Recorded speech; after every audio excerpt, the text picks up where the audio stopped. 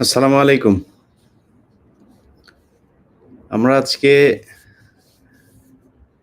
বিচারপতি, বিচারপতি তো ছিলেনই, উনারে বিচারপতিই বলতে হয়। বিচারপতি শামসুদ্দিন চৌধুরী মানিক। কালকে আপনারা তার অসহায় এক রূপ দেখেছেন। গেল এই ১৫ বছরে বিশেষ করে দেখেন এই ৫ তারিখে দেশ স্বাধীন হলো। তার আগে থেকেই আমি কিন্তু তারও ১ সপ্তাহ আগে বলেছিলাম যে শেখ হাসিনা থেকে আগরতলা থেকে অফিস করছে। তো নানান ধরনের মানে কথাবার্তা কিন্তু হচ্ছিল যে শেখ হাসিনা দেশে থাকবে না, থাকতে দেয়া হচ্ছে না। তাকে নানান ধরনের প্রেশার ক্রিয়েট করা হচ্ছে। তারপরেও কিন্তু তারা এসে এই প্রায় ১ সপ্তাহ তারা তারপরে আবার এই নতুন করে নাটক-টাটক সাজালো। বলল এই যে সেতু ভবন পুড়িয়ে দেওয়া হয়েছে, মেট্রো রেল তার উন্নয়ন সব পুড়িয়ে দেওয়া হচ্ছে। এসব নিয়ে সাংবাদিকদেরকে টাকা-পয়সা দিয়ে নিউজ-টিউজ করা হলো। তো এই, এই যে কাজগুলো করা হয়েছিল না? ধরেন তখনও কিন্তু আপনি দেখবেন এই আওয়ামী লীগের এমপি, মন্ত্রী-টন্ত্রী তারা কিন্তু অত বেশি মানে উচ্ছৃঙ্খল ছিল না। ইভেন দেখেন পলক কিন্তু মাঝখানে গিয়ে মাপ চাইলো জনগণের কাছে। তো আওয়ামী লীগ তো এত ভদ্র না যে এটা করে তারা মাপ চাবে। কেন মাপ চেয়েছে? কারণ ভেতরের পরিস্থিতিটা তারা জানতো। অথচ সেই সময়েও এই মানিক, সে এসে দেখেন কি করল? সে টক শোতে এসে আপনারা দেখেছেন চ্যানেল আইতে বিভিন্ন কয়েকটা টক শোতে আমি দেখেছি ৩-৪ এই তারিখগুলোতে ২, ৩, ৪ তো আপনাদের কার কেমন লেগেছে আমি জানি না। আপনাদেরকে একটু মানে কালকে কোর্টে দেখেছেন তাকে উত্তম মাধ্যম দেয়া হয়েছে। জনগণের যে ক্ষোভ, আদালতের সামনে, পুলিশের সামনেও তারা সেই ক্ষোভ আপনার কন্ট্রোল করতে পারে নাই। তো আমি আজকে আপনাদের কয়েকজনকে আমার সাথে এড করে যারা কিনা দেশের বাইরে আছেন, এই ক্ষোভটা দেখাইতে পারেন নাই। তাদের ক্ষোভ দেখানোর সুযোগ দিব। আমি অনুষ্ঠানের শেষের দিকে আপনাদের কয়েকজনকে এড করব। আপনাদের সাথে কথাও বলা দরকার। অনেকদিন আপনাদেরকে আমার এখানে যুক্ত করা হয় না। উম তো তার আগে একটা জিনিস বলি, গতকালকে যে ভিডিওটা আপনারা দেখেছেন। সেই ভিডিওটাতে কালো মানিক না আস্তাগফিরুল্লাহ কালো মানিক বলতে চাই না। হা পাগলা মানিক, শারীরিক নিয়ে কথা নাই বললাম।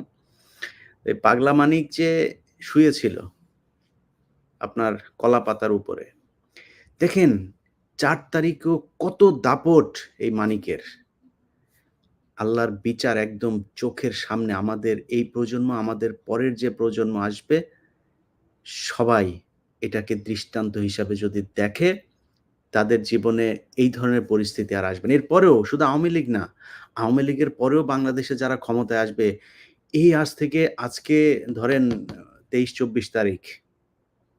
এই ঠিক গত ২৩-২৪ তারিখেও এই কথাটা সোশ্যাল মিডিয়াতে বলা যাইত, মনে করেন আমরা বলতাম, "সারা জীবন থাকতে পারবি না।" সারা জীবন মানে যেতে হবেই। এগুলো যখন বলতাম তখন ধরেন মানে এদের লোকজন পাত্তাই দিত না। হ্যাঁ? "আয় তুই, এই সেই, তুই ক্ষমতায় আয়, বস, দেশে আয়।" নানা নিয়ে। আজকে দেখেন দেশ থেকে বের হওয়ার জন্য তাদের কি কত ধরনের চেষ্টা। কালকে আপনার এই যে পিরোজপুরের ওইখানকার জেলা আওয়ামী লীগের কি সম্পাদক না কি যেন, তাকে বিএসএফ গুলি করে মেরে ফেলেছে। সেটা আবার তারা বলতেও পারছে না। বিভিন্ন গণমাধ্যম দেখলাম সেটাকে বলছে হার্ট অ্যাটাক করে মারা গিয়েছে, এমনিই মারা গিয়েছে। তোরা লাথি, উষ্টা নানান কিছু খায় এমনিই মরবি। এই যে কালো মানিক, সরি এই যে মানিক, এই মানিক মানে আপনারা সোশ্যাল মিডিয়াতে ওরে এত বেশি কালো মানিক, মানিক করেন, তো আমার মুখ দিয়ে চলে আসে। যাই হোক, তো এই মানিক আপনার কালকে যখন ধরা পড়ে দেখেন বিজিবির যেই সদস্যরা সেখানে ছিল দেখেন কত ক্ষোভ! একজন বিজিবির একজন ইউনিফর্ম পরা একজন সদস্য, তার কেন একজন নাগরিকের প্রতি এত ক্ষোভ হবে? মানে ওদের ভেতরের এই ক্ষোভটা ওরা ধরে রাখতে পারে না। আমি তো ওই জায়গায় যদি আমি হইতাম ওরে আগে কতক্ষণ জুতা দিয়ে পেটাইতাম। জানি না উনারা পেটাইছে কিনা মোবাইল-টোবাইল বন্ধ কইরা, পেটানোর দরকার ছিল। তো এই যে ক্ষোভ, এই ক্ষোভের পরে আর কি দুনিয়ায় মানে আর কি ধরেন অনেক কোটি, কোটি বিলিয়ন, বিলিয়ন টাকা আছে। এই যে সালমান রহমান দেখেন কি অসহায়। তো বেশি কোনো কিছু বেশি করা ভালো না। এরপরে যারা আসবে তাদেরও এটা মনে রাখা উচিত। কোনো কিছুই বেশি করা ঠিক না। তো আমরা এই ইয়েতে আপনাদের ক্যান্টনমেন্টে বিশেষ করে যশোরে নাকি প্রচুর আ মানিক আছে। তো সব মানিকদেরকে আমরা চাই যে আপনারা এদেরকে করেন, আ এদেরকে বের করে দেন। জনগণের সামনে এদের আসা দরকার আছে। জনগণ তাদেরকে দেখতে চায়। তো আমি মনে করি যে উম যারাই আপনার আজকে কি বলব যে সেনাবাহিনীর আপনারা তো আসলে মানে আইনের বাইরে তো কিছু করতে পারবেন না। তো যেহেতু করতে পারবেন না, আপনাদেরকে আল্টিমেটলি তাদেরকে দিতে হবে। তো দিয়ে দেন। এতদিন রাখার আমার মনে হয় এটা ঠিক হচ্ছে না। বাংলাদেশের মানুষ অধীর অপেক্ষায় আছে। যাই হোক আপনাদেরকে যুক্ত করার আগে কালো মানিকের ব্যাপারে একটু বলে নেই। সেটা হইছে যে মানিকের কালকে যে ধরা পড়েছে টক শোতে যে কথা বলেছে, এটার চাইতে অনেক বড় একটা অপরাধ আছে। যে অপরাধটার বিচার হওয়া খুব জরুরি। মানে ভয়ংকর রকমের একটা অপরাধ সে করেছে।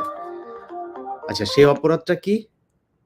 সেই অপরাধটা হচ্ছে এই মানিক যতদিন আপনার বিচারের দায়িত্বে ছিল, আমি আপনার সুপ্রিম কোর্টের একজন আইনজীবীর সাথে কথা বলছিলাম। তো কথা বলার সময় তিনি বলছিলেন যে উনি এই অফিসে যখন আসতেন, উনি যেটা বলতেন এটার বাইরে কেউ কোনো কথা বললে তার সাথে চরম ভয়ংকর রকমের খারাপ ব্যবহার করতেন। খুবই বদমেজাজি এবং একটা পাগল উন্মাদ প্রকৃতির একটা লোক। এই লোক রাস্তাঘাটে যখন চলতো কোনো কারণ ছাড়া, এমনিতেই গাড়ি থেকে বের হয়ে যাইত, একজন তাকে দেখে নাই। তার গ্লাস দিয়ে হয়তো কেউ দেখে নাই বা পুলিশ গিয়ে গাড়ির ভেতরে আসে তাকে স্যালুট দেওয়ার জন্য তো দাঁড়ায় থাকে না। তার মনে হয়েছে একদিন মন-টন খারাপ, সে বের হয়ে তারপরে মানে একজনের পর একজন আপনার এইভাবে করত। কান ধরে উঠবস করাইতো। তো সেটার চাইতেও বড় হচ্ছে যখন তার কাছে একজন বিচার প্রার্থী আসতো, সে কোনোদিন আওয়ামী লীগ সরকারের বিরুদ্ধে অর্থাৎ হরতাল-টরতাল এইসব বিভিন্ন কিছু নিয়ে এইসব মামলা-টামলা যখন যাইতো, কোনো মামলায় সে কখনো ওই বিচার প্রার্থীর পক্ষে কখনোই সে কথা বলত না। তার আচরণ নাকি এরকম ছিল মনে হইতো সে নিজে আওয়ামী লীগের একজন ক্যাডার। এই ধরনের আচরণ করত। এবং একজন বিচারক হিসাবে তার যে শপথ নেয়ার কথা, সেই শপথে তিনি একদম সুনির্দিষ্টভাবে কতগুলো কথা বলেছেন। ওই কথার কোনটাই তিনি বিচার কার্য পরিচালনা করতে গিয়ে রাখেন নাই। আপনারা তার বক্তব্য শুনেছেন। আওয়ামী লীগের লোকজনও এমন একটা ইস্যু আছে মনে করেন এই সবশেষ ৪ তারিখে রাতে তার যখন টক শো দেখলাম। সেই টক শোতেও দেখেন সে যখন কিনা এই আন্দোলনটা নিয়ে কথা বলছে, শহীদ আবু সাইদ তার হত্যার কথাটা বলছে। সেটা নিয়েও এই যে চ্যানেল আইতে যেটা হলো, সে বলছে না সে দেখেছে এটা ওই গুলি করে মারা যায় নাই।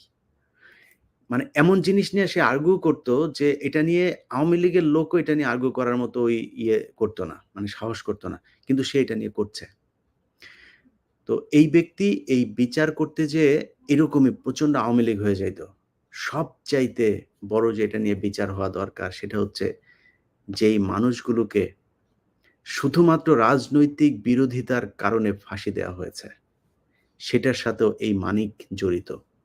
অতএব আমি মনে করি জামায়াতে ইসলামেরও এটার ব্যাপারে বা দেলোয়ার হোসেন সাঈদী উনার পরিবারের সদস্যরা আছেন, মতিউর রহমান নিজামী উনার পরিবারের সদস্যরা আছেন। যাদের এই কথিত আন্তর্জাতিক ট্রাইব্যুনালের এই মামলার মাধ্যমে যাদের হয়েছে, তাদেরকে সবার উচিত তার ব্যাপারে করা। হ্যালো? ভাই আমি একটু লাইভে আছি এইজন্য বারবার কল দিচ্ছেন। তো এই যে আপনি মানে কথিত এই যে আন্তর্জাতিক অপরাধ ট্রাইব্যুনালের এটা করলেন, এটার ব্যাপারে বিচার হওয়া উচিত। এখানে যে মানুষগুলো মারা গিয়েছে সবার পরিবারের কাছে আমার অনুরোধ থাকবে বা জামায়াত ইসলামী দল হিসাবেও আমার মনে হয় তার বিরুদ্ধে মামলা করা উচিত, হত্যা মামলা। অন্তত এইটুক মানুষ জানবে সেই মানুষগুলোকে ফেরত আনা যাবে না। এইটুকু জানা যাবে যে যাদেরকে ফাঁসি দেওয়া হয়েছে তাদেরকে এই ধরনের উন্মাদ, মানসিক বিকারগ্রস্ত মানুষকে শেখ হাসিনা বিচারকের আসনে বসানোর কারণে তাদের ফাঁসি হয়েছে। এবং এই ফাঁসিগুলো যে দেওয়া হয়েছে এটা সম্পূর্ণ রাজনৈতিক উদ্দেশ্য প্রণোদিত হয়ে ব্যক্তিগত আক্রোশ এর মধ্য দিয়ে। আমি লিংক দিয়েছি আপনার কমেন্ট সেকশনে। আপনারা লিংকে গিয়ে তারপরে করতে পারেন, যুক্ত হইতে পারেন। আমি কয়েকজনের এই মানিকের ব্যাপারে কয়েকজনের অভিমত জানানোর জন্য সুযোগ করে দিচ্ছি। কারণ আপনারা যারা দেশে আছেন তারা যুক্ত হইন না, যারা বাইরে আছেন তারা যুক্ত হন। কারণ বাইরে যারা আছেন তারা মানিককে আদালত চত্বরে জুতা-টুতা, ডিম-টিম মারতে সুযোগ পান নাই। তাদের জন্য ব্যবস্থা করার জন্যই মূলত আপনাদের করা। মাহির ভাই এসছেন।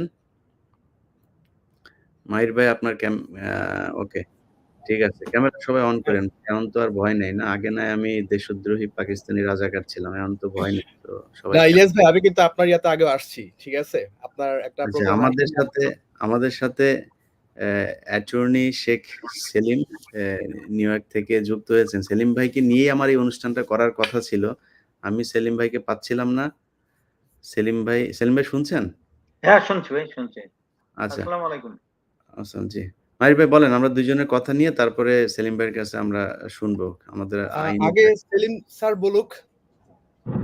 না, আমি তো টপিকস আপনারা কি বলতেছেন, লেট মি ইন্ট্রোডিউস আমি মাইসেলফ টু দ্য টপিকস। জি, থ্যাংক ইউ। আচ্ছা ইলিয়াস ভাই, সবার প্রথম সবাইকে স্বাগতম স্বাধীন বাংলাদেশে। আর আসলে আমি যেটা বলতে চাচ্ছি যে আমি অনেক কনস্পাইরেসি দেখতে পাচ্ছি। সেটা হচ্ছে যে ছাত্রদের মধ্যে কিন্তু একটা বিভক্তি তৈরি করার চেষ্টা হচ্ছে। ঠিক আছে?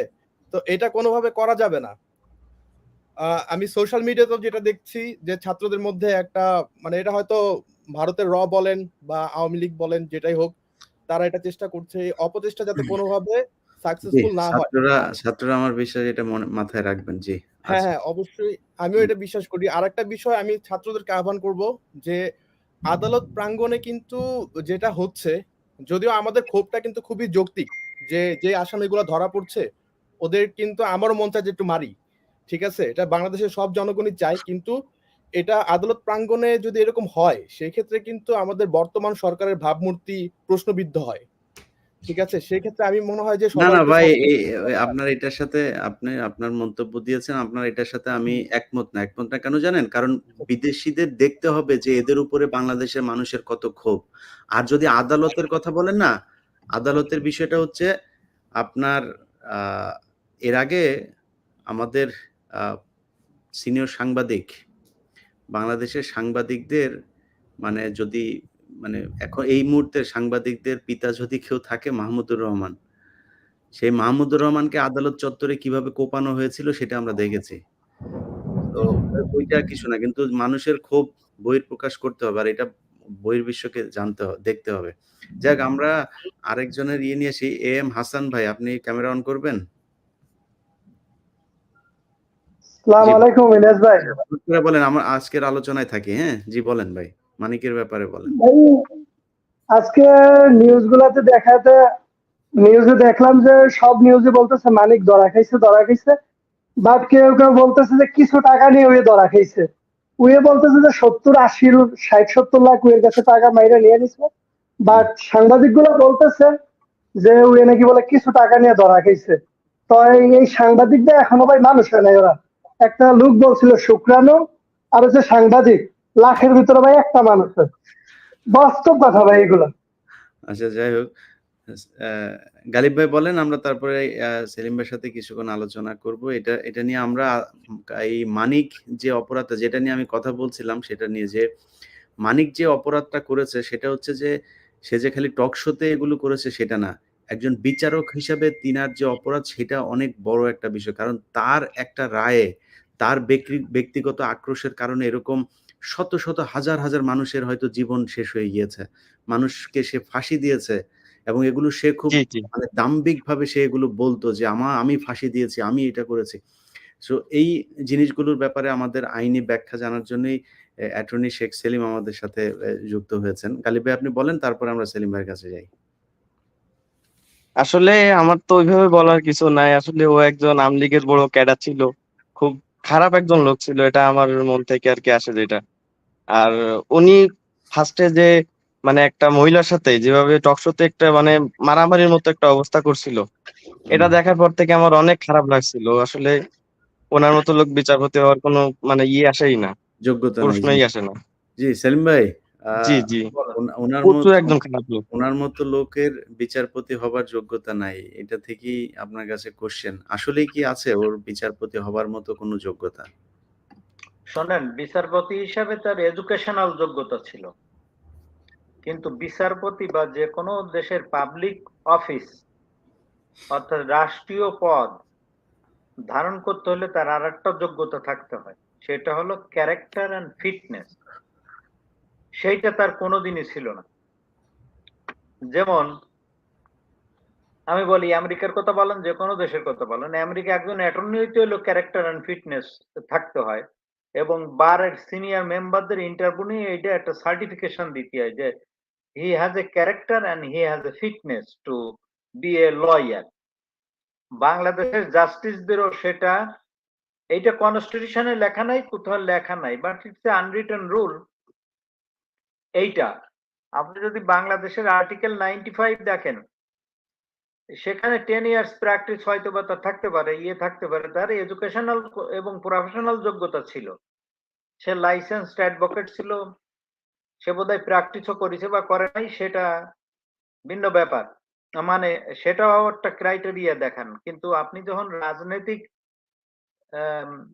কনসিডারেশনে, রাজনৈতিক বিবেচনায় কাউরে নিয়োগ দেন এবং আপনি দিতেই চান, এখন প্রেসিডেন্টের পাওয়ার আছে, হাইকোর্টের বিষয় 95 আর্টিকেল 95, প্রেসিডেন্টের পাওয়ার আছে, কোন হাইকোর্টের বিচারপতি উনি সুপ্রিম কোর্টের বাংলাদেশের চিফ জাস্টিসের সাথে কনসালটেশন করে নিয়োগ দিতে পারবেন। সেক্ষেত্রে নিয়োগটা ভ্যালিড ছিল, এবং কিন্তু সে যে শপথ নিছে, কিন্তু তার তো বিভিন্ন কার্যক্রমে দেখা গেছে তাতে সে শপথ ভঙ্গ করেছে।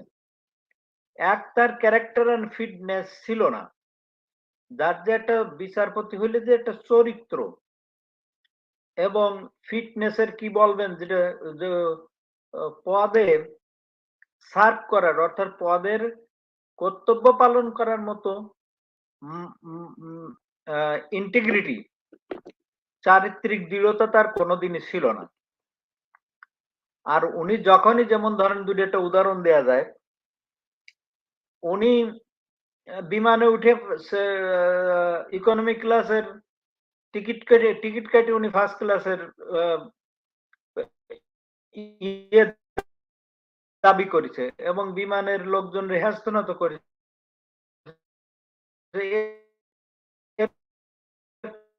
ক্যারেক্টার জাস্টিসের ক্যারেক্টার না। উনি ট্রাফিক পুড়লে পথে দাঁড়ায় তো কন্টেম্পটের ভয় দেখাইছে, উঠবস করাইছে, এটা কোনো জাস্টিসের ক্যারেক্টার না। উনি খালেদা জিয়ার মতো লোকরে বলছে যে উনারে পাকিস্তানে পাঠাই দেন এজলাসে বসে বিচার কার্য পরিচালনা করার সময়। মানুষের যাচ্ছে রাজাকার ফাজাকার বলেছে, মানুষরে বলছে মুক্তিযোদ্ধার চেতনা বিরোধী লোক, এ বিশ্বাস করে না, এর তো বিচার পাওয়ার অধিকার নাই। উনি বিচার করার অধিকার সেখানেই হয়ে গেছে।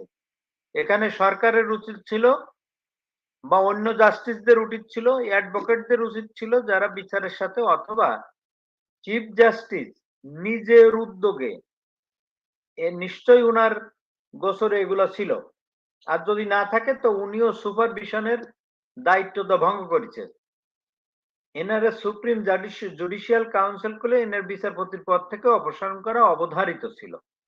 তার কারণ এই ধরনের একটা বেপরোয়া জাস্টিস ইসলামের দলবাজ লোক, এক্সেন্ট্রিক লোক, সে কিভাবে বিচার বিভাগকে, বিচারের উচ্চ আদালতে বসে, যেটা হলো জাতির আশ্রয়, শেষ ভরসা বা আশ্রয়স্থল, যেখান থেকে মানুষের অধিকারটা প্রতিষ্ঠিত হয় এবং প্রোটেক্টেড হয়, রক্ষিত হয় বা রক্ষা করা হয়, এই দায়িত্ব সুপ্রিম কোর্টের পরে। এরা কনস্টিটিউশনের গার্ডিয়ান। তার কারণ হাইকোর্ট ডিভিশনের নিচে ডিস্ট্রিক্ট জাজের কোর্ট পর্যন্ত কারোরই কনস্টিটিউশনাল প্রভিশনের পরে সাংবিধানিক বিধানের উপরে কোনো রুলিং দেওয়ার ক্ষমতা নাই। এটা টোটালি ন্যস্ত হাইকোর্ট এবং অ্যাপিলেট ডিভিশনে পড়ে। আপনি সেখানে যেখানে মানুষের ফান্ডামেন্টাল রাইটের প্রিজার্ভেশন হয়, সংরক্ষণের ব্যাপার আছে এবং রক্ষার ব্যাপার আছে, প্রতিরক্ষার ব্যাপার আছে, সেখানে এই ধরনের জাস্টিস থাকা মানে বা দলবাদ জাস্টিস ভালা শপথ ভঙ্গকারী বিচারপতি থাকা, শপথ ভঙ্গের সাথে সাথে তো ওনার বিচারপতির পদ শূন্য হওয়া উচিত এবং এটা চিফ জাস্টিস মনিটর করা উচিত, রাষ্ট্রপতি মনিটর করা উচিত, কিন্তু সেটা তারা করে নাই। সুতরাং তার পদমর্যাদা চিফ জাস্টিসের পদমর্যাদা থাকা উচিত ছিল না এবং এই শপথ ভঙ্গ আর এইসব আচরণ তারা ডিসকোয়ালিফাইড করে দেয় ওই পদ সার্ভ করার জন্য। এখন আসেন, সে তো মনে হচ্ছে তার কথাবার্তায় পরিষ্কার দেখা গেছে একটা দলীয় অবস্থানকে সে সুপ্রিম কোর্ট ইউজ করে তার অফিসকে অপব্যবহার করে অসদাচরণ করে একটা দলীয় অফিসে বা দলীয় বিচারালয়ে পরিণত করেছে।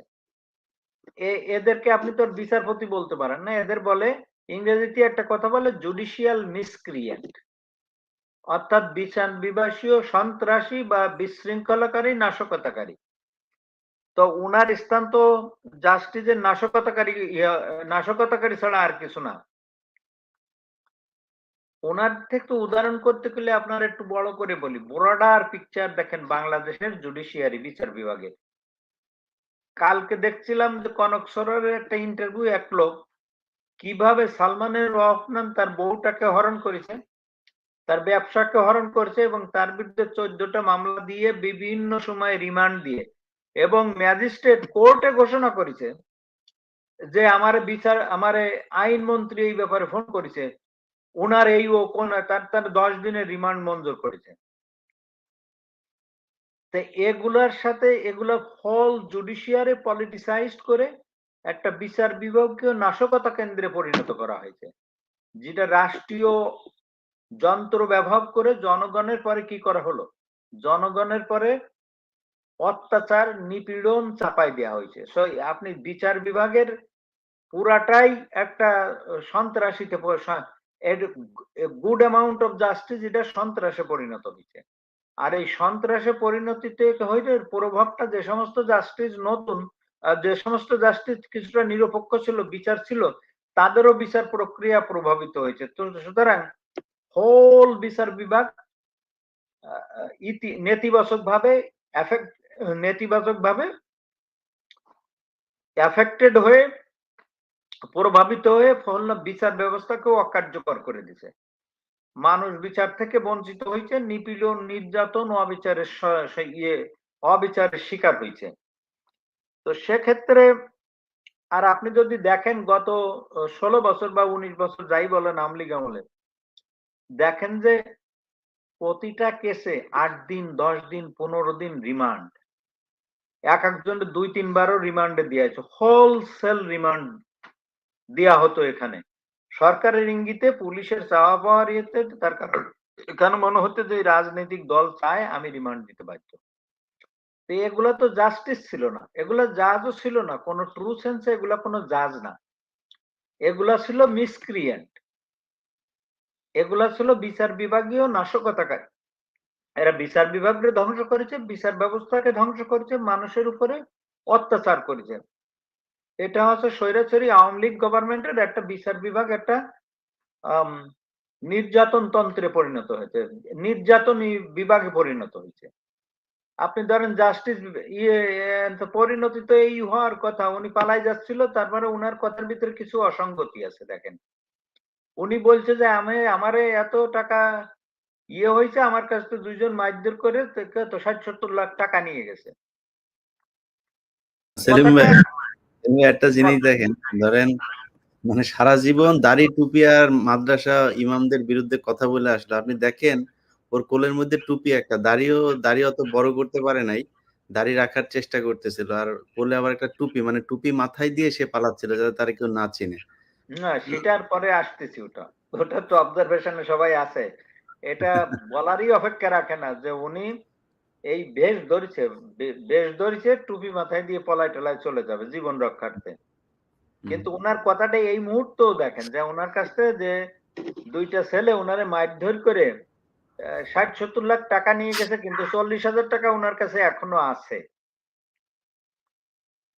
এটা তো কোনো কমন সেন্সে বিশ্বাসযোগ্য না যে কেউ যদি ওনার কাছে টাকাটা নিয়ে যায়, ওনার 40,000 টাকা ওনারে রেখে গেছে ওনার কাছে, যা তোরে ইয়ে দিলাম। এটা জেনারেলি অ্যাকসেপ্টেবল না বা বিশ্বাসযোগ্য না। কিন্তু আমরা তো পুরো ব্যাপারটা জানি না। তো সেখানেই প্রবলেম। এখন এই সরকার এত বছরে শুধু উপরের কোর্ট না, লোয়ার লেভেল কোর্টেও নিয়োগ দিছে, এবং আপনি জানেন যে 5 জন বিচারপতি অ্যাপিলেট ডিভিশনে তারা পদত্যাগ করেছে, ইনক্লুডিং চিফ জাস্টিস, যারা ওইখানে বসে বসে রাজনৈতিক বক্তব্য রাখতো। একজন না দুইজন তো বলছে আমরা শপথবদ্ধ রাজনীতিবিদ। তুমি তো রাজনীতির শপথ নেও নাই, তুমি নিচ্ছ বিচারের শপথ। এখন যদি জাস্টিসের শপথ, বিচারপতির শপথ, এখন এইটা যদি রাজনীতিবিদের শপথ হয়, তাহলে তো তোমার বিচার কার্য বিচারপতি হিসেবে তোমার পদ শূন্য হয়ে যাওয়ার কথা।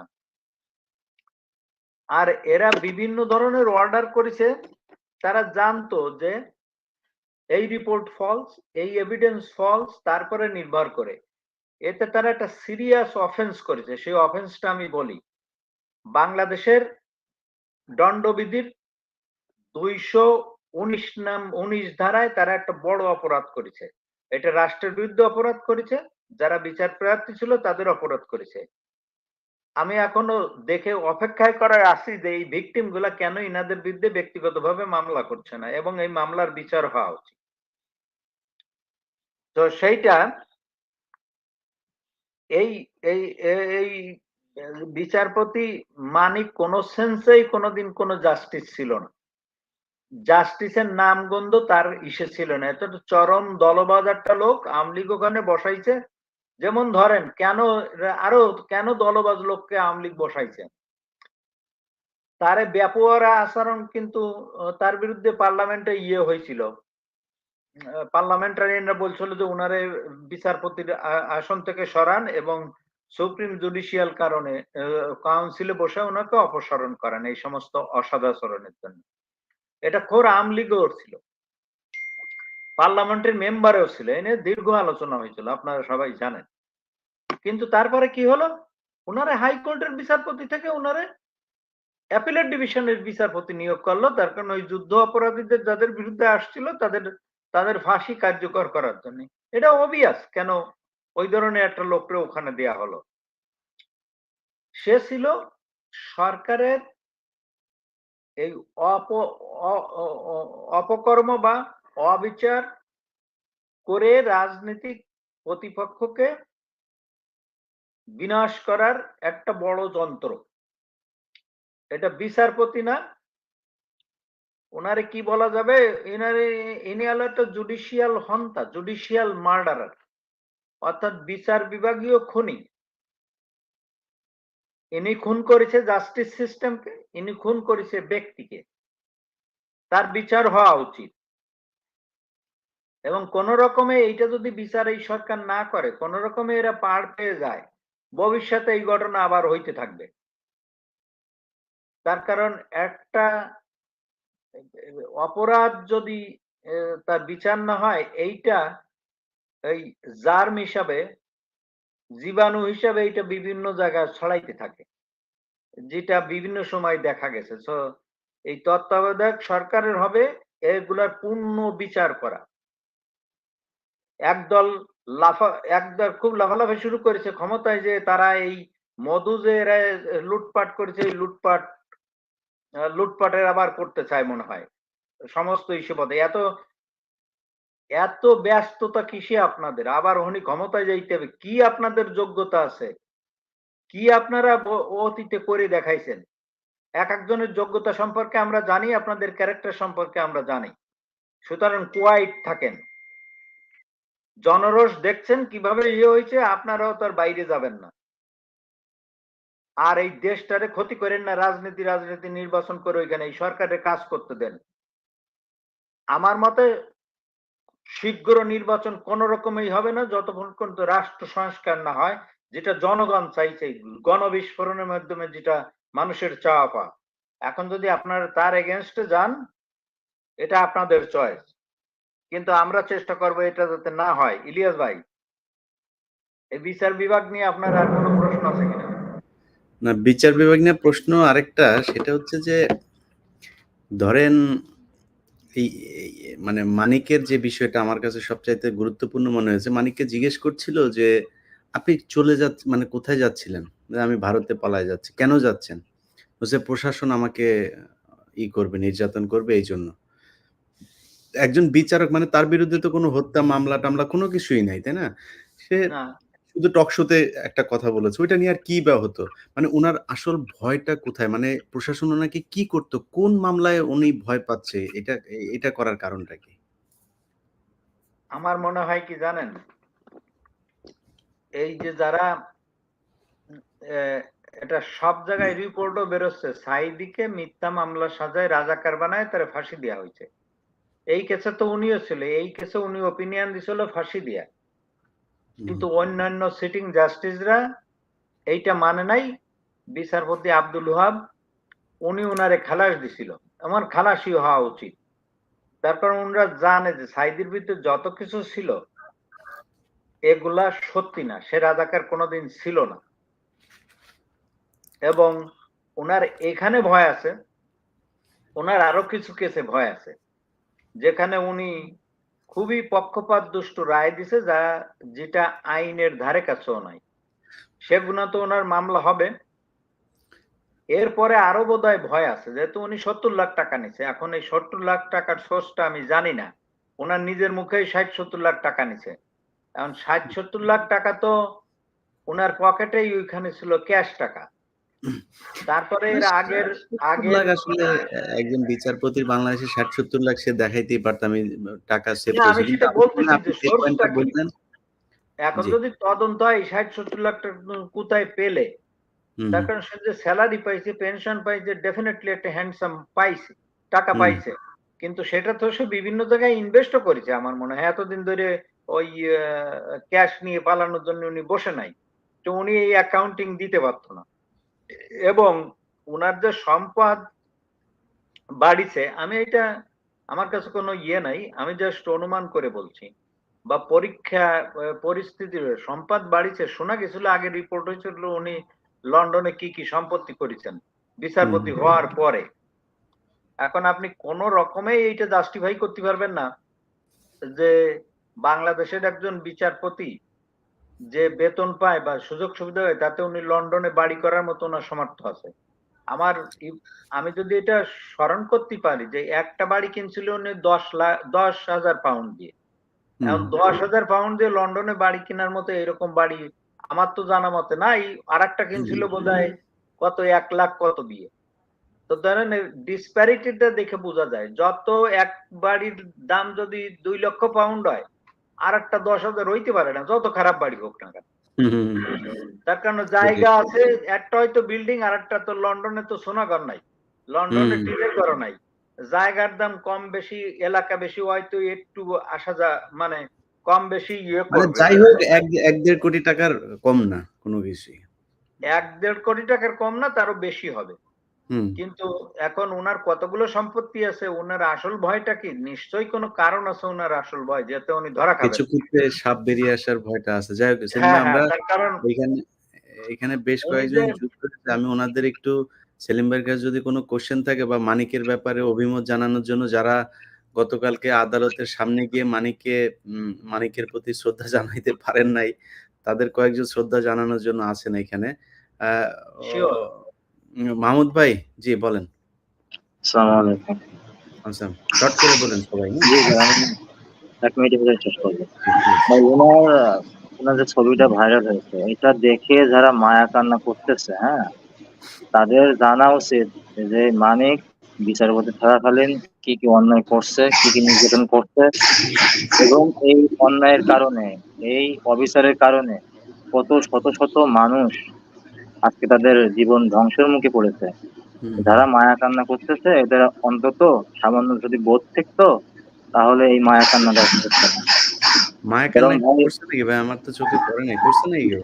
আমি দেখছি ভাই অনেকে দুঃখ আচ্ছা, প্রকাশ করতেছে যে ওগুলি বুড়ো মানুষ। ওগুলি মানুষ না, ওগুলি আওয়ামী লীগ ভাই, ওগুলি হিসাব নিয়ে লাভ নাই।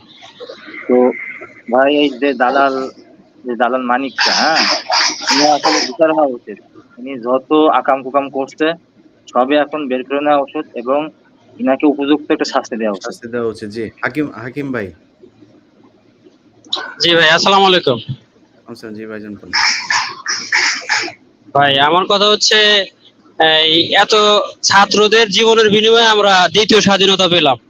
এখন আরেকটি দল বাংলাদেশে আছে, মানে এদের তো আর সইছে না যেন ক্ষমতায় যাওয়ার জন্য। মানে এরা যে কি পাইছে যে ক্ষমতায় গেলে না জানি কি করে ফেলবে। আসলে এদেরকে আমাদের ডক্টর ইউনূস যে প্রধান উপদেষ্টা আছে ওনাকে সময় দেওয়া উচিত। কিন্তু এরা দলীয় ভাবে সবাই মিলে যা শুরু করছে ভাই, এ ব্যাপারে যদি সেলিম সাহেব কিছু বলতেন। এত তাড়াহুড়ো কিসের? এরা কই ছিল এতদিন? এই তো ভাই আমি ওইটা তো উনি এতদিন তো উনি দাঁড়ায় অলরেডি একটা কথাও বলতে পারে নাই রাজপথে দাঁড়ায়। এখন যে স্বাধীন হচ্ছে এখন সব নেতা হয়ে গেছে। না, না এদের ভাই, নিয়ে একটু কিছু বলবেন সেলিম স্যার। রাজপথে শিওর দাঁড়ায় কেউ শিওর কথাই বলতে পারে নাই সেটা না। আমি নিজেও আপনার মতো ওনাদেরকে আরেকটু সময় দেওয়ার পক্ষে মত দিচ্ছি। কিন্তু বিএনপি জামায়াতের যেই অবদান সেটা আপনি ভুলে গেলে হবে না। ১৫ বছরে তাদের অনেক মানুষ মারা না গিয়েছে। না না না, ঠিক আছে কিন্তু ভাই। সময় দেওয়া উচিত। আমি মনে করি বিএনপি এই মুহূর্তে যদি ক্ষমতায় আসে বিএনপি রাখতে পারবে না।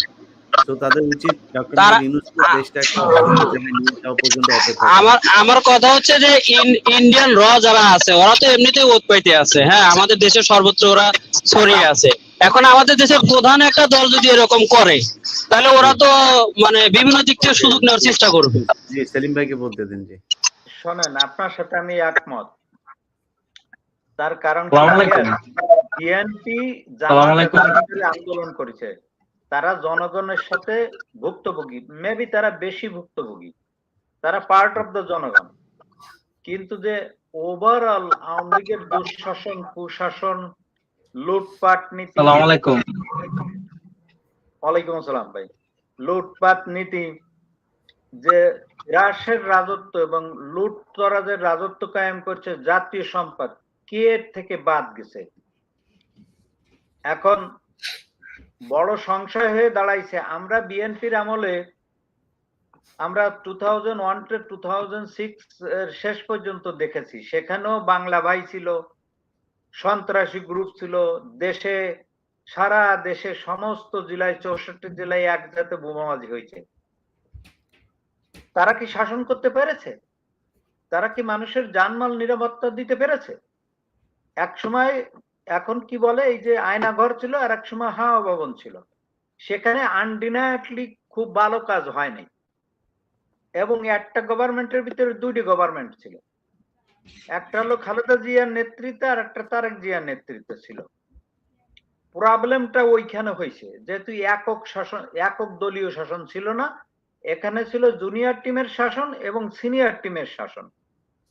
সিনিয়র টিমটা অনেক ভালো ছিল, তারা অনেক ভালো রাজনীতিবিদ, তারা দেশপ্রেমিক, তাদের অভিজ্ঞতা ছিল দেশ চালানোর।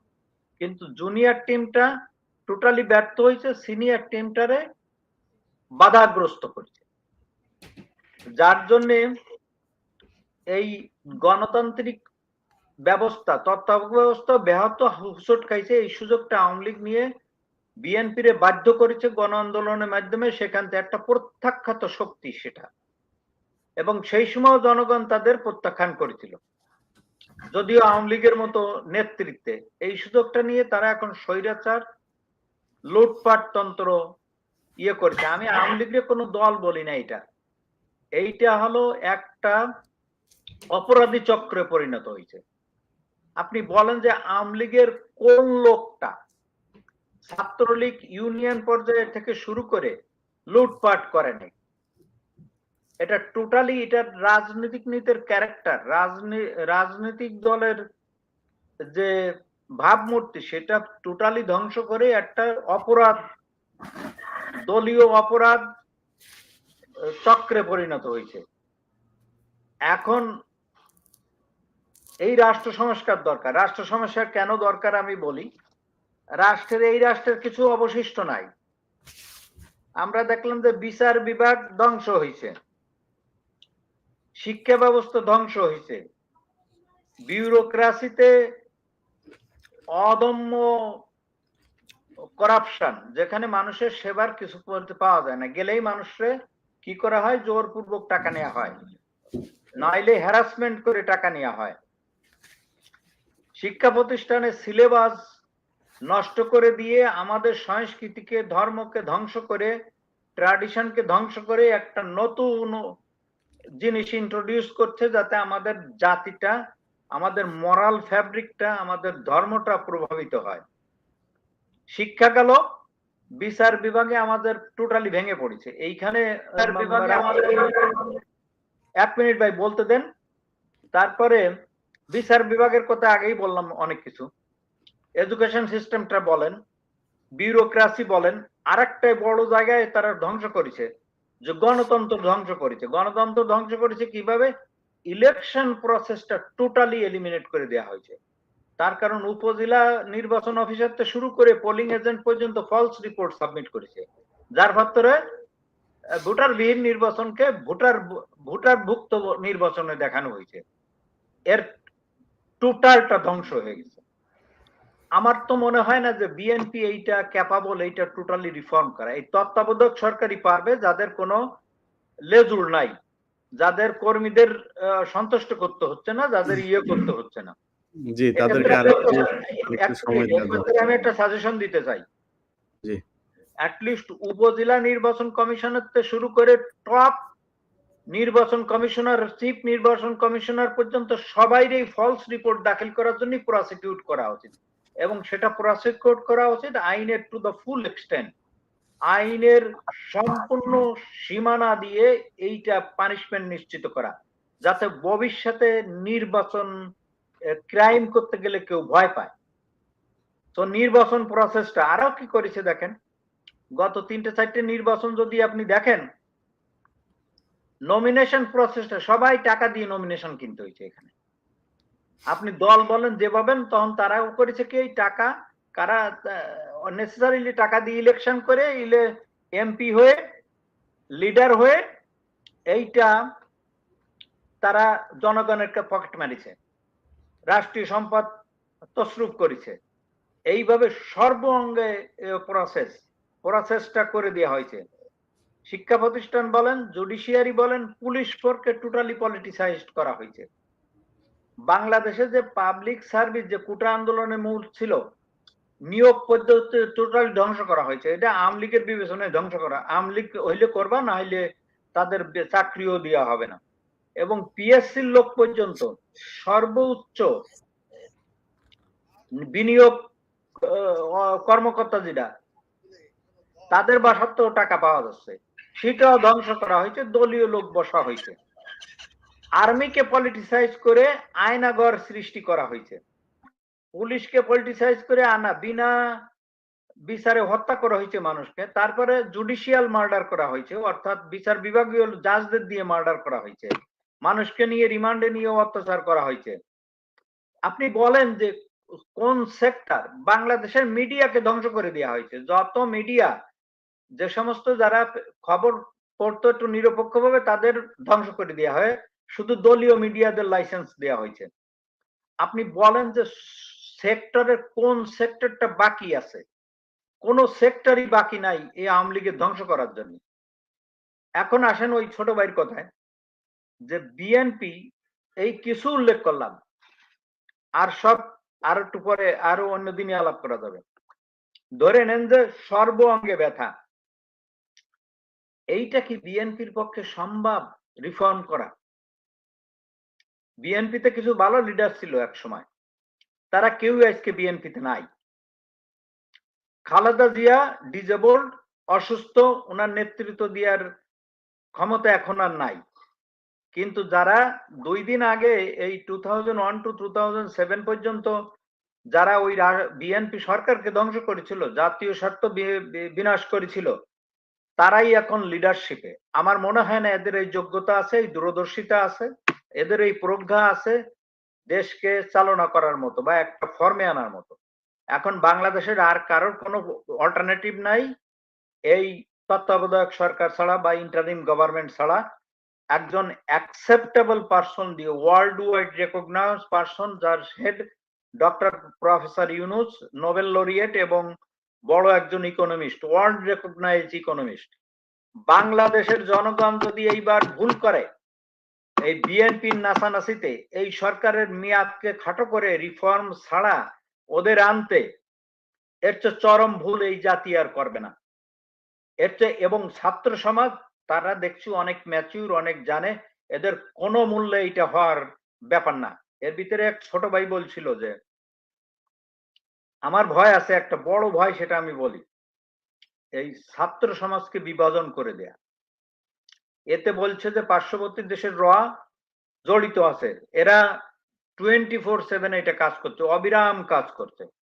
তারপরে আপনার আর একটা বলতে, আওয়ামী লীগের কাছে প্রচুর বিলিয়নস অফ করাপ্ট মানি আছে, মিলিয়নও না, কোটিও না, হাজার কোটিও না, শত শত লক্ষ লক্ষ কোটি অবৈধ টাকা আছে। এইগুলা এই ছেলে পেলেরে দিয়ে ডিরেল্ড না করে, আমার সেই ভয়টা বড় ভয়। আর উপরের যারা আছে, বিউরোক্রাসি বলেন, সব জায়গায় আছেন, এরা পারছে যাবন, এদের কিনে নেওয়া খুবই সহজ ব্যাপার। তার কারণে এদের একটা ইন্টারাকশন এদের সাথে অলরেডি আছে। তা আমার ভরসার স্থল এই ছাত্ররা, এই ছাত্ররা, আমি আহ্বান জানাবো এই ছাত্ররা সমন্বয় কয়জন না, শুধু আশেপাশে যারা আছে সবাই যদি সচেতন থাকে যে এই সমন্বয়করা যদি কোন রকমে বিপদে যায় বা ডিমোরালাইজড হয়ে পড়ে বা নৈতিকতায় স্খলিত, নৈতিকতা বিবর্জিত হয়ে যায়, তারা স্ট্যান্ড আপ করা। জনগণ পাশে আছে, আমরা সবাই পাশে আছি, হোম অ্যান্ড অ্যাব্রড, দেশে বিদেশে সবাই এই রিফর্মের পক্ষে।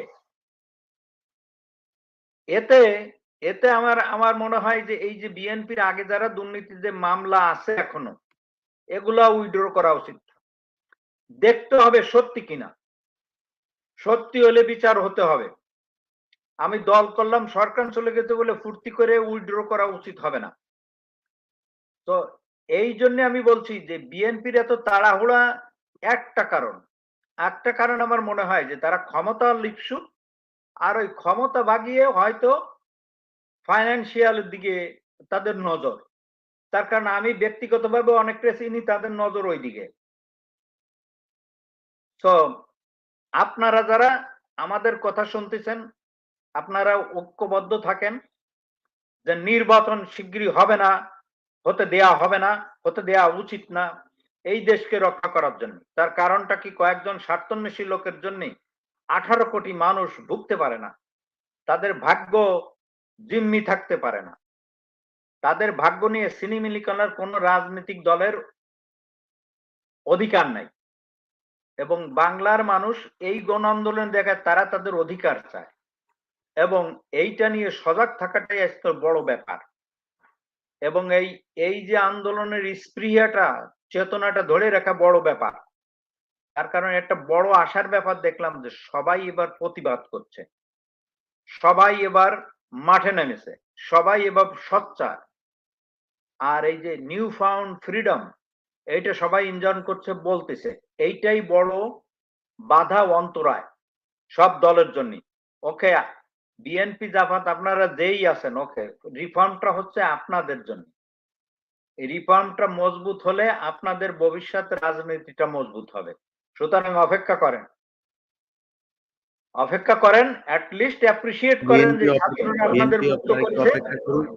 আমরা আমি আরেকটা কথা বলি ইলিয়াস ভাই, এই ছাত্ররা আপনাদের মুক্ত করেছে, আজকে ডিমান্ড করতে পারতেছেন, গতদিনে ডিমান্ড করতে পারেন নাই, কোর্টে যাইতে যাইতে জীবন সব শেষ হয়ে গেছে। আতঙ্কে থাকতেন যে এই এসে ডিবি পিক আপ করে, ওই যে রিমান্ডে নিয়ে অত্যাচার করে। অ্যাটলিস্ট এইটুক এনজয় করেন, এইটুক নিয়ে আপাতত সন্তুষ্ট থাকেন।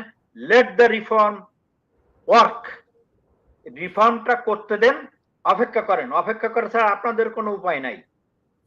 এবং হাবিব ভাই বলেন, হাবিব ভাই ছোট করে আপনি বলেন, আমরা অনেক লম্বা হয়ে যাচ্ছে, 50 মিনিট হয়ে যাচ্ছে, ওইজনের বক্তব্য হয়ে গেছে, ওইজনের বক্তব্য বলে দিই। আপনারা আনমিউট করেন। জি, সবাইকে সালাম, আসসালামু আলাইকুম। ওয়ালাইকুম আসসালাম। আমার কথা শোনা যাচ্ছে? আমি ক্লিয়ার আছি? আমার কথা শোনা যাচ্ছে? আমি ক্লিয়ার আছি? জি, জি। জি, জি। আর আমার সবথেকে প্রিয় আমার মানুষ সবথেকে ইলিয়াস প্রিয় ভাই, মানুষ যার আমি ইলিয়াস ভাই, প্রতিটি ভিডিও যার আমি দেখি। প্রতিটি ভিডিও আজকে দেখি। ওনার আজকে ওনার এতে আমি কখনোই পারি নাই। এটা আমি এই কখনোই জন্য পারি নাই। কৃতজ্ঞতা এবং এইজন্য ধন্যবাদ জানাচ্ছি কৃতজ্ঞতা ইলিয়াস এবং ভাইকে প্রথমে। ধন্যবাদ জানাচ্ছি ইলিয়াস ভাইকে প্রথমে। আর বাকি যারা আছেন, বিশেষ করে অ্যাটর্নি জেনারেল শেখ সেলিম স্যারকে, ওনাকেও আমার সালাম, আসসালামু আলাইকুম। ওয়ালাইকুম তো আসসালাম। আমি প্রতিটি কথাই খুব গুরুত্ব সহকারে শুনেছি, আমাকে খুব ভালো লেগেছে। বিশেষ করে শেখ সেলিম স্যারের কয়েকটি পয়েন্ট আমাকে খুব ভালো লেগেছে। ১ নম্বরে হলো যে আসলে আমার কথা হলো কার যোগ্যতা আছে কি নেই সেটা নিয়ে আমরা কথা বলবো না। তবে অতীত আমরা দেখেছি, আমরা এরশাদের শাসনামল দেখেছি, আমরা বিএনপি দেখেছি, আওয়ামী লীগ তো দেখলাম। তো এখন যিনারা আছেন, আমিও একমত স্যারের সাথে যে দেশকে পুরো ক্লিন করার জন্য ইনাদের যদি ১৫ বছর থাকার লাগে ওনারা থাকবেন, থাকাটাই উচিত। আর ইলিয়াস ভাইকে আমি অনুরোধ করব, আপনি যে লাইভ বা আপনি আদার্স যেগুলো করেন অ্যাক্টিভিটিস, এখানে এই জিনিসগুলো আমি আজকে আসিফ স্যারকে অনেকবার ট্রাই করেছি, উনি খুব বিজি মানুষ, হয়তো ধরেন নাই। আপনার মাধ্যমে স্যারের কাছে বার্তা পৌঁছাতে চাচ্ছি যে কিছু কিছু আছে স্বার্থান্বেষী মানুষ, যেমন আজকে আপনার এখানে একজন কমেন্ট করেছিল, আরেক ভাই বলেছে, আমিও সাথে সাথে সেটার প্রতি উত্তর করেছি যে উনাকে মারা ঠিক হয়নি, উনি অসুস্থ। আমার ছাত্র ভাইদেরকে যখন মেরেছে তখন কোন ছাত্র ভাইটা কি ছিল, ইন্টারনাল এক্সটার্নাল, সেটা তো তখন চিন্তা করেনি। আজকে কেন মানিককে মারার সময় আমি চিন্তা করব, তাকে রিমান্ডে না নেওয়ার জন্য কেন আমি ছাত্র মারার সাথে সে সম্পৃক্ত না, কিন্তু সে তো জুডিশিয়াল কিলিং এর সাথে জড়িত। তার কারণে আন্তর্জাতিক অপরাধ ট্রাইব্যুনালের নামে এই জামাত ইসলামের নেতাদেরকে ফাঁসি দেওয়া হয়েছে। এরকম কত বিএনপি জামাতের লোকজনকে জেলখানায় ঢুকানো হয়েছে কে জানে। জি এলিয়াস, আমি এই কথাটা আসতেছিলাম যে একজন হুজুর যদি ঘুষ খায় আর একজন সাধারণ মানুষ যদি ঘুষ খায়, হুজুরের অপরাধটা বেশি হবে। তাহলে যিনি হচ্ছেন একজন বিচারপতি, যিনি রায় দিবেন, একজন আমি আপনাকে সরাসরি ফায়ার করলাম আর ওনার রায়ের দ্বারা আমি আপনাকে ফায়ার করলাম, তো এটা কত বড় ঘৃণিত ব্যক্তি যে উনি একটা মানে যেটা আদালতে থাকে আমরা সবাই দেখেছি, চোখে পট্টি মানে একটা পল্লা থাকে, দাড়ি পাল্লা, তার মানে এখানে আমাকে কি সিম্বলাইজড করতেছে। তো এরকম সিম্বলাইজড করার পরও উনি শপথ গ্রহণ করবো, যিনি হচ্ছেন বিজ্ঞ আদালতের একজন বিজ্ঞ অভিভাবক, তিনার দ্বারাই কিলিং গুলোতে একটা কলমের খোঁচায়, এটা যে কত বড় নেককার। আমি মনে করি একটা অস্ত্রের, আমরা পরে আমি শেষ করছি। সর্বশেষ আমি সবাইকে অনুরোধ করব যে আপনার যারা ভাই ভাতিজা ভাগিনা যারা আছে, দয়া করে তাদেরকে বোঝান যে এই সরকার নিয়ে মেয়াদ নিয়ে যেন আর কোনোদিন কোনো প্রশ্নবিদ্ধ না করা হয়। আমি ভেরি মাচ হ্যাপি, আজকে আমি একটা জায়গায় সমাবেশ করেছি আমাদের এখানে, আমার ছোটকালের হাই স্কুলের টিচার অপসারণের জন্য। আগামীকালকে আমরা কলেজের এক প্রবাসী। পারভেজ ভাই বলেন। জি, আপনার আনমিউট করতে হবে ভাই। এখন শোনা যাবে? জি জি, শর্ট প্লিজ, একটু শর্ট। কেমন আছেন? অনেক লম্বা হয়ে গেছে, 1 ঘন্টার কাছাকাছি। হ্যাঁ, দুইটা বিষয় শুধু অল্প করে বলবো। প্রথমত হচ্ছে আমার একটু অনুভূতিটা প্রকাশ করতে চাই গতকালকের ঘটনাটা দেখে। গতকালকে যখন বিচারপতি মানিক আটক হয়েছিল তখন আমার ঘরের মধ্যে পানি উঠতেছে, বন্যার পানি উঠতেছে। আমার বাড়ি কুমিল্লা।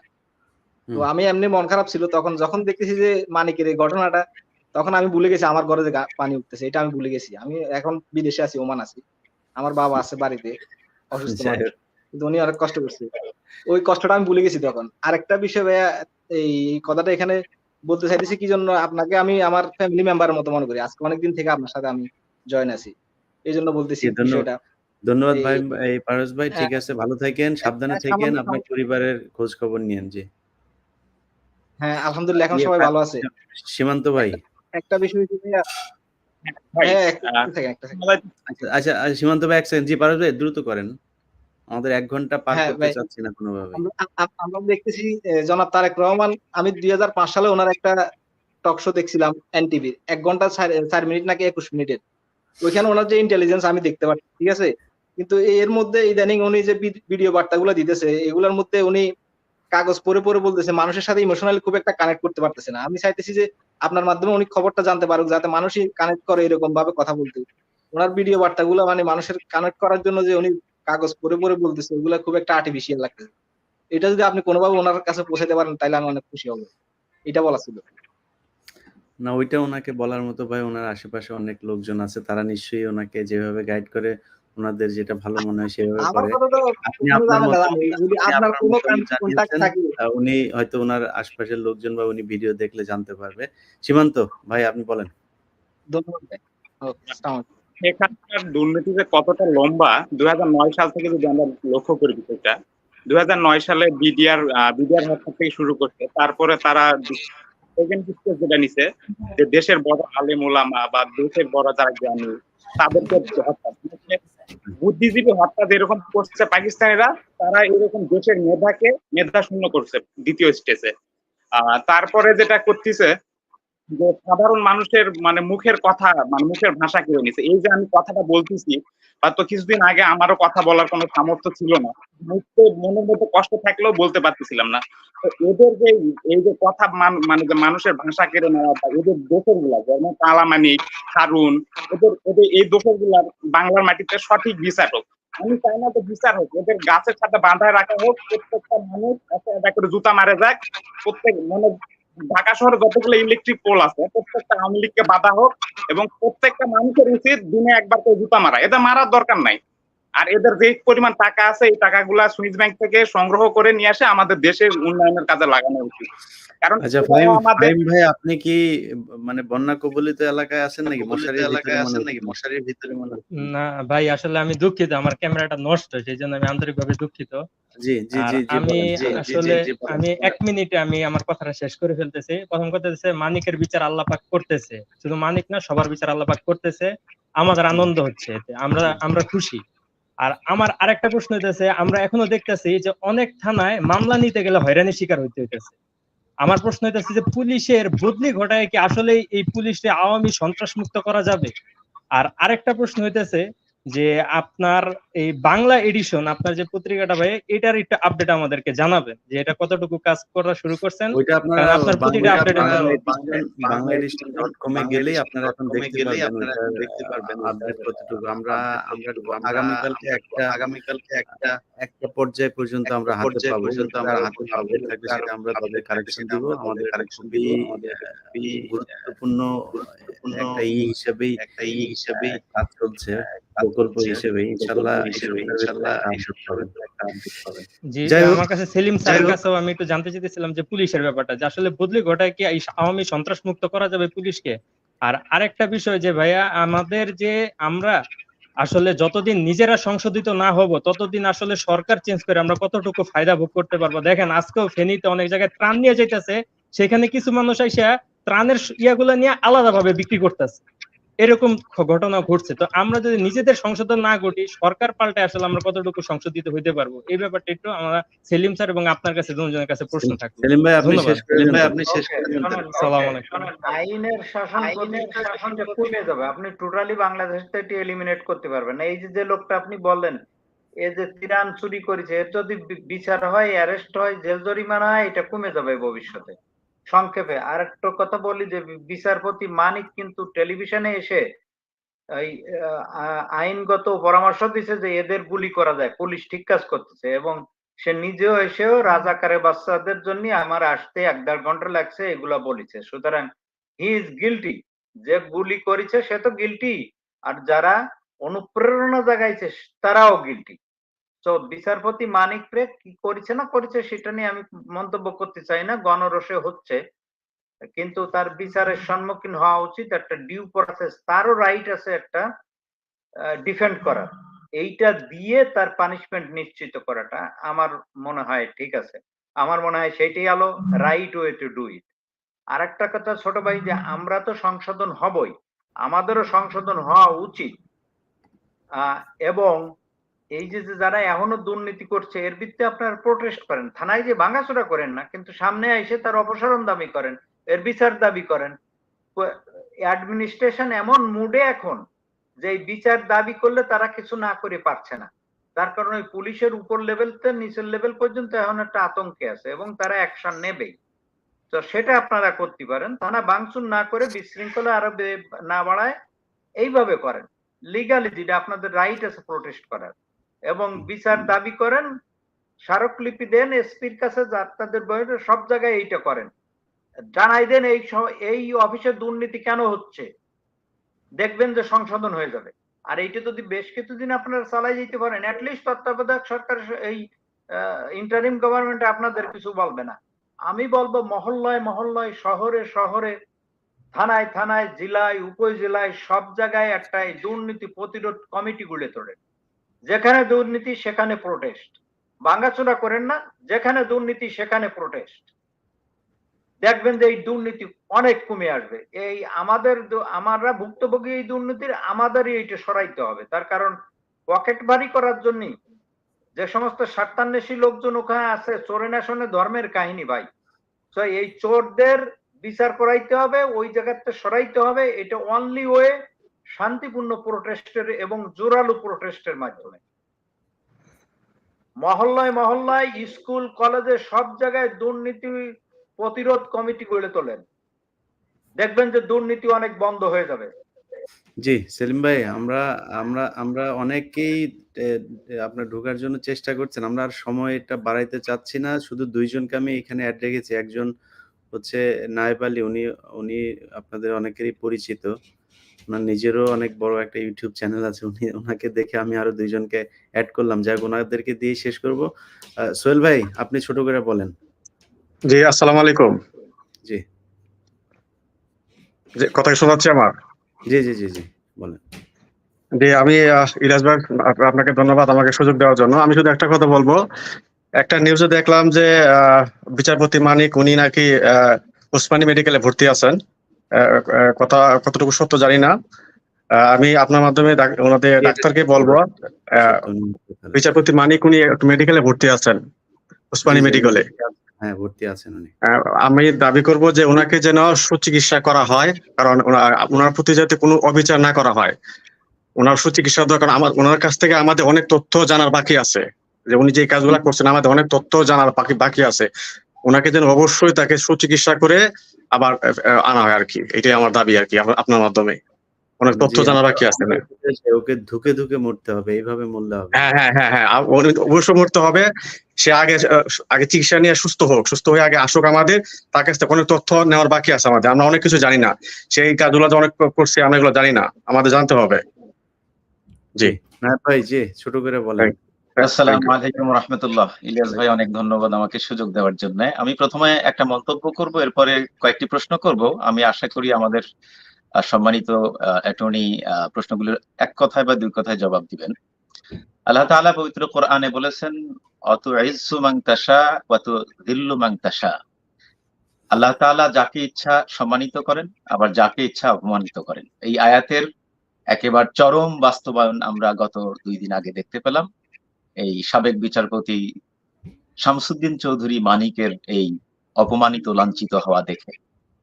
দ্বিতীয়ত, ইলিয়াস ভাই সহ অনেকের প্রশ্ন, ইভেন আমাদের অ্যাটর্নি সাহেবেরও প্রশ্ন, যে যেহেতু এই মানিকের দ্বারা সবচেয়ে বেশি নির্যাতিত জামায়াতে ইসলামীর নেতৃবৃন্দ, তো জামায়াতে ইসলামীর নেতৃবৃন্দ কেন এখনো এই ইনজাস্টিসের বিরুদ্ধে মামলা করছে না? এ ব্যাপারে জামায়াতে ইসলামীর আমির ডাক্তার শফিকুর রহমান তিনি এনটিভিতে একটি সাক্ষাৎকারে এক সেন্টেন্সে বলেছেন যে জামায়াত ইসলামের বিরুদ্ধে করা সকল মিথ্যা মামলার বাদী, সাক্ষী, তদন্তকারী কর্মকর্তা এবং বিচারকদের বিরুদ্ধে মামলা করা হবে। তারা একটু সময় নিচ্ছেন এই কারণে, যাতে তড়িঘড়ি করার কারণে নিরীহ মানুষ হয়রানির শিকার না হয়। তো এখানে আমাদের অ্যাটর্নির কাছে আমার প্রশ্ন হচ্ছে যে বিচারকের বিরুদ্ধে মামলা করার কোনো বিধান আমাদের সংবিধানে আছে কিনা, এবং সেটা করলে আসলে ন্যায় বিচার পাবো কিনা। আর আরেকটা বিষয় হচ্ছে ওনার যে মন্তব্য যে এই ইন্টারিম গভর্নমেন্ট তারা বেশি সময় ধরে থাক আমাদের রাষ্ট্রীয় প্রতিষ্ঠানগুলোকে রিফর্ম করার জন্য। তো সেক্ষেত্রে আমার একটা ভয়ের জায়গা আছে। আমরাও চাই যে তারা রাষ্ট্রটাকে রিফর্ম করে যাক। আমার একটা ভয়ের জায়গা আছে যে এই একটা লম্বা সময় নেওয়ার কারণে আওয়ামী লীগ আবার দল গুছাবে কিনা, ঘুঁটি গেড়ে বসবে কিনা, আমাদের রাষ্ট্রের পরিস্থিতি আরো খারাপ হবে কিনা। জি, সেলিম ভাই, আমাদের সেলিম ভাই শেষ করে দিন। ইলিয়াস ভাই আমি ভাই মনে আপনার করি এই কথার উত্তর প্রজন্মের দিই আমি। ধর বিশিষ্ট মুক্তিযোদ্ধা। ইয়াস, জাযাকুমুল্লাহ খাইর। জি, সালাম ভাই। বিচারকের বিরুদ্ধেও বিচার চাওয়া যায়। জি। আপনি যদি বাংলাদেশের দণ্ডবিধির 219 ধারা এবং ওই চ্যাপ্টারটাই পুরা বিচার বিভাগে বিচার কার্যে যে সমস্ত অপরাধ হয় সেখানে বিভিন্ন ধারায় বিভিন্ন ভাবে এইটা করা যায়। স্পেসিফিক্যালি 219 ধারায় বলা আছে যদি কোনো মিথ্যা রিপোর্ট জেনে শুনে দিয়ে কেউ ইউজ করে কোনো জুডিশিয়াল প্রসিডিং অর্থাৎ বিচার বিভাগ বিচারীয় কার্যে তার বিরুদ্ধে মামলা করা যায়। তো এক্ষেত্রে বিচারকরা এর বাইরে না। আপনি জানেন এই জামাত ইসলাম বিভিন্ন দলের কে কে কি কোন দলের লোক আমি দেখতে চাই না। তার কারণে অ্যাজ লং অ্যাজ বিচারের হয়েছে সেটা বাংলাদেশের সিটিজেন না হলেও বাংলাদেশের কনস্টিটিউশনের ডিউ প্রসেস ক্লজ আছে আমার মনে হয় 27-28 এইখানে আর্টিকেল। এখানে সুবিচার সবাইরে দিতে হবে, তাদের দল জাতি ধর্ম দলমত নির্বিশেষে। এইটা যদি কোনো বিচারপতি ইচ্ছাকৃত না দেয়, কোনো মিথ্যা রিপোর্ট বা মিথ্যা সাক্ষ্যের বিরুদ্ধে দেয়, তো বিচারকেরও জেলে যাওয়ার হয়, তো ডেফিনেটলি এর সুযোগ আছে। আর বিচারপতি মানিক তো ট্রু সেন্সে কোনো বিচারপতি ছিল না, তো সেক্ষেত্রে আপনার কোনো নাই। জামাত ইসলাম এর ভেরি প্রুডেন্ট রাজনীতি দল আমি যা মনে করি। তারা খুব ম্যাচিউর, তারা সমস্ত সাক্ষী শপথ কাগজপত্র যোগাচ্ছে, যোগায়ে তারপরে একসাথে মামলাটা করবে। সে মামলাটা আমি মনে করি ম্যারিটোরিয়াস হবে এবং স্ট্রং হবে। তার কারণ জামাত ইসলামের কার্যবিধি দেখলে যে এরা অত্যন্ত সুসংগঠিত ভাবে যা করে তার পরে সেইটাই। এখন আরেকটা কথা বলি যে রাজনীতি বিচার প্রাঙ্গণে কিন্তু কে আওয়ামী লীগ, কে বিএনপি, কে জামাত ইসলাম, কে হিন্দু, কে মুসলিম, কে জৈন, কে বৌদ্ধ, এইটা দেখার কোনো সুযোগ নাই। এই অনুযায়ী বিচার করা যাবে না। তার কারণ আর্টিকেল 27 আছে ইকুয়ালিটি বিফোর দ্য ল, আইনের চোখে সবাই সমান। এখানে সিটিজেনের কথা বলা নাই, আইনের চোখে সবাই সমান। এখন যদি অমক জামাত ইসলামী, অমক আওয়ামী লীগ, অমক বিএনপি, অমক মুক্তিযুদ্ধের বিরোধী বা পক্ষে, অমক হিন্দু, অমক মুসলিম সেখানে অবিচার করা হয়, সেই বিচার সেটা একটা ক্রাইম এবং সেটা সংবিধানের 27 অনুচ্ছেদ ভঙ্গকারী এই বিচারক, এবং তার জন্য তার পানিশমেন্ট আছে এবং মামলা করা যায়। আমি চাই শুধু বিচারপতি মানিক না, অধস্তন আদালতের যে সমস্ত ম্যাজিস্ট্রেট জাজেস এইগুলা করেছে তাদের সবার বিরুদ্ধে মামলা হওয়া উচিত এবং একটা এক্সাম্পলারি পানিশমেন্ট হওয়া উচিত। যেমন নির্বাচন কমিশনের অফিসারদের বিরুদ্ধে হওয়া উচিত, এদের বিরুদ্ধে বিচারপতিদের বিরুদ্ধে হওয়া উচিত, পুলিশের বিরুদ্ধে হওয়া উচিত, আর্মির যে সমস্ত লোক ওই আয়নাঘর করেছে তাদের বিরুদ্ধে হওয়া উচিত, গুম হত্যার এনফোর্স ডিসঅ্যাপিয়ারেন্স মানবতা বিরোধী অপরাধ, এটাও বাংলাদেশে আইন আছে, এইটা করা উচিত। এবং রোম স্ট্যাটিউট আন্তর্জাতিক আইনে যেটা ক্রিমিনাল কোর্ট, আন্তর্জাতিক ক্রিমিনাল কোর্ট প্রতিষ্ঠা করা হয়েছে, সেখানে একটা মানবতা বিরোধী অপরাধ। তো এগুলো সব মামলা আপনারা বাংলাদেশে করতে পারবেন এবং আমি এনকারেজ করব অত্যন্ত সুচিন্তিত ভাবে লয়ারদের দ্বারা আইন কানুন পড়ে একটা কঠোর একটা সুন্দর মামলা আপনারা করতে থাকেন। তার কারণ মামলা যদি আপনি করেন তখন বিচারকের দায়িত্ব পড়ে যায়, রাষ্ট্রের দায়িত্ব পড়ে যায় এইটা বিচার করার, তখন সরে যাওয়ার অবস্থা খুবই খারাপ। আর এই যে যারা আসামিরা আছে এই সমস্ত দুষ্কর্ম অপকর্ম করেছে তারা একটা বিপদে দেয়, ওইটাও একটা বড় পানিশমেন্ট। বছরের পর বছর কোর্টে দাঁড়ানো, দুশ্চিন্তার ভিতরে থাকা, এর ডিফেন্ড করার জন্য টাকা পয়সা খরচ করা, সবকিছু এটা একটা পানিশমেন্ট। তো আমি করব যে যারা এই সমস্ত অবিচারের শিকার হয়েছেন তারা জাজের বিরুদ্ধে মামলা করেন। সংক্ষেপে জি, প্রিয় দর্শক, সবাই ভালো থাকবেন। আল্লাহ হাফেজ। অনেক লম্বা হয়ে গিয়েছে, আমরা আর লাইভটা বাড়াচ্ছি না। মানিকের ব্যাপারে যা হলো সেটা আমার মনে হয় পরবর্তীতে যারা বিচারক আছেন, বিচারপতি তোমার বিচার করবে সেজন, সেই কবিতাটা যেন তাদের যেন মনে থাকে। জি, ভালো থাকেন। আল্লাহ হাফেজ। আল্লাহ হাফেজ। Thank you Ilias.